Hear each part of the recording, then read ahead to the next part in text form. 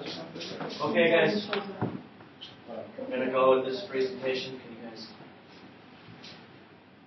So I entitled my project "Paving a Path of Their Own," and it's about the evolution of the women's sports world in the United States and how it's changed over the past century.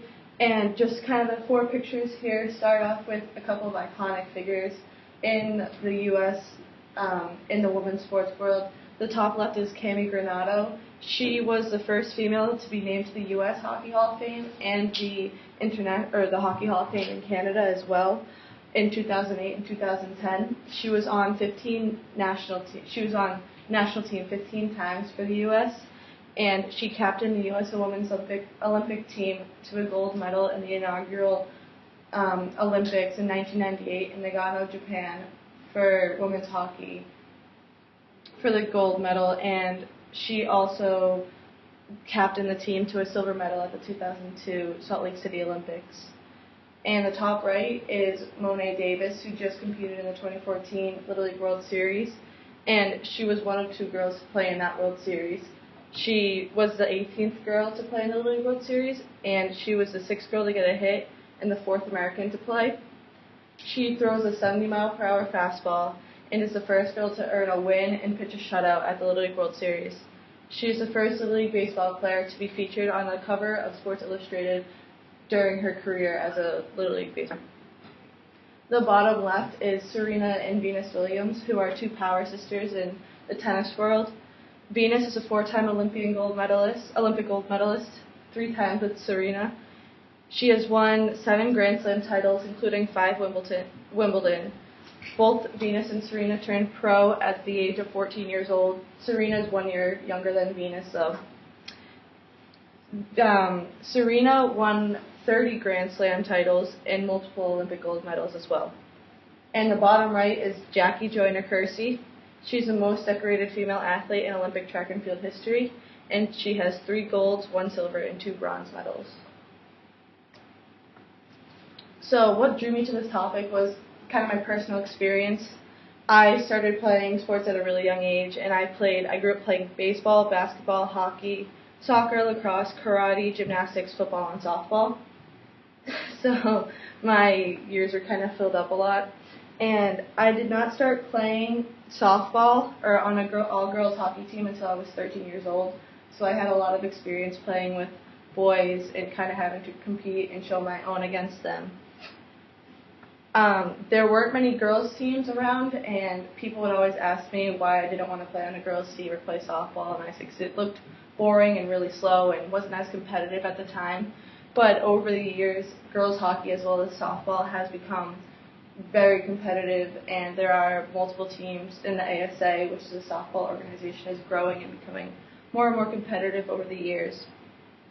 And looking back at how things were when I was younger and seeing how they've improved, like I said before, is really heartwarming and exciting to see that girls are getting the opportunities that they deserve and that they're really getting, that their work is really paying off. There's also a lot of teams competing at an elite level for girls now, so that they don't have to play on the boys' team to be able to get that type of competition, that they can play with their own gender and get a feel for what they want to do. Maybe if they want to play that sport in college, that they can start right away with the girls' team and keep going. And just to continue with that, how this drew me to my topic is I played baseball since I was 3, and I also started ice skating at 3 years old. And at the time, I didn't really realize that I was a role model for girls younger than me because I was playing baseball with all boys. And I made the all-star team every year I was eligible to as a 9, 10, 11, and 12-year-old. The same went for ice hockey. I found playing on a boys' team more fun and competitive than girls. And it didn't seem fun to not be able to hit anyone.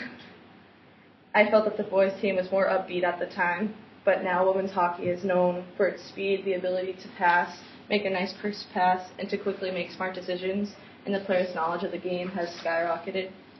The passes are crisper, the skating is faster, and there's more physicality that occurs during the game than there was before. So what I hope to find out, that women still have the drive that they did when they had to compete on boys' teams, and with men, and that they still have the courage and the determination to keep going forward in their sport. And this is the Fab Five from the 2012 London Olympics that won gold medal for the U.S. gymnastics team. And what I've learned so far, so I read one of two books. One was Nike is a Goddess, The History of Women in Sports by Lissa Smith, and it was published in 1998, and the main point was that women have effectively changed the sports world.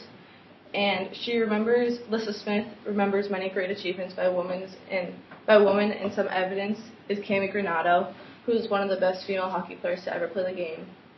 Julie Croteau, who's the first woman to play an NCAA baseball game, and the first woman to coach a men's NCAA Division I baseball team, which was UMass Amherst.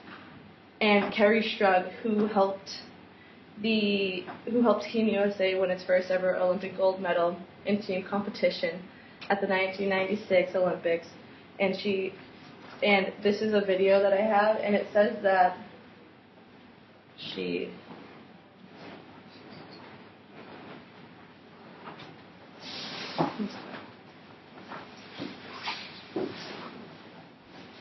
out of the individual all-around, and the Americans can lose the team gold to Russia. A 9-4-9-3. We have one more Russian go.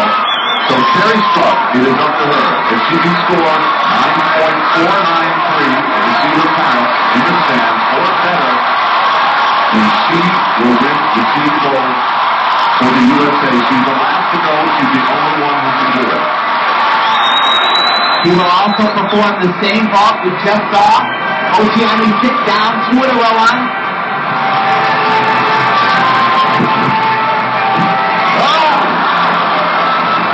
Three falls in a row for the Americans. She's limping. Kerri is hurt. Oh, this could be really bad news, John. Kerri Strug is in trouble. She just stumbled there. She either turned her ankle. Fall short, just like Oceani. I don't know the last time Kerri Strug did something like that. This is her man.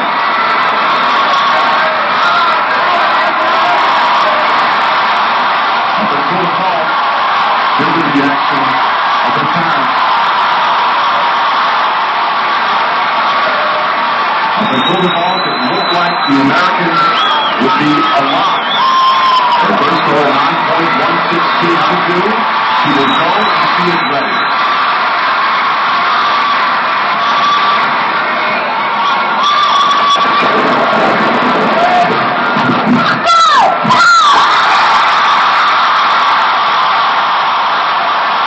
Kerri Strug is hurt. She is hurt badly.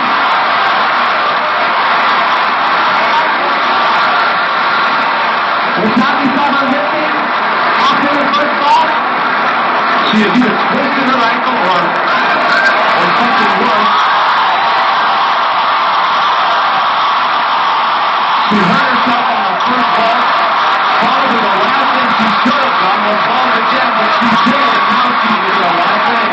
The amazing thing about it, John, she raised her hand overhead, her head, she finished the ball. Standing on one leg. We've got to find out. A 9-7-1 she has done it. Kerri Strug has won tonight.